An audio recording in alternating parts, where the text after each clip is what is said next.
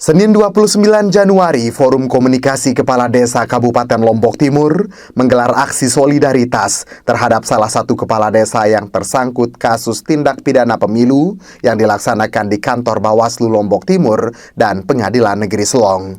Sebelumnya, kepala desa tersebut diduga ikut serta dalam melaksanakan kampanye salah satu caleg sehingga dikenakan kasus tindak pidana pemilu.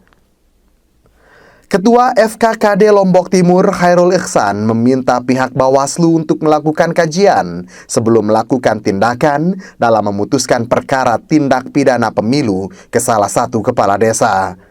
Masa aksi juga meminta klarifikasi kepada Bawaslu dan Perdamaian sebelum ditetapkan menjadi terdakwa di pengadilan.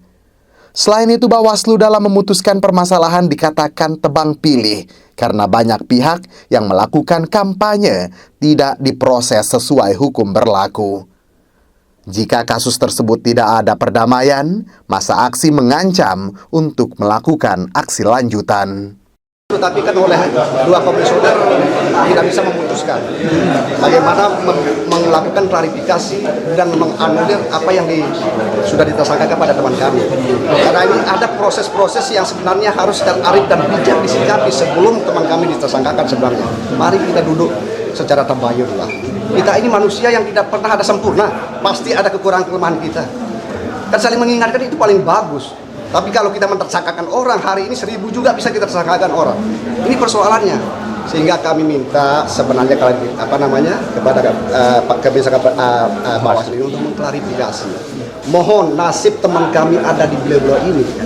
Selagi masih sidangnya berjalan belum diputuskan, masih ada upaya damai. Menanggapi tuntutan masa aksi, Koordinator Divisi Penanganan Pelanggaran Data dan Informasi pada Bawaslu Lombok Timur Jumaidi menyampaikan dalam mencabut laporan tersebut, pihak Bawaslu tidak memiliki kewenangan karena kasus tersebut ditangani di Sentra Gakumdu.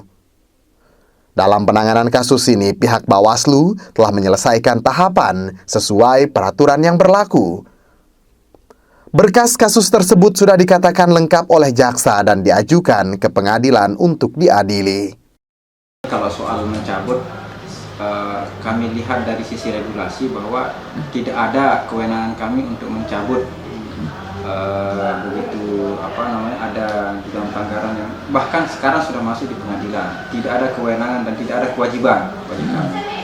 Nah, jadi kami sudah melakukan sesuai tahapan dalam proses penanganan ini. Jadi begitu masuk, ada dugaan pelanggaran, diregis dan ditangani di Sentra Gakumdu.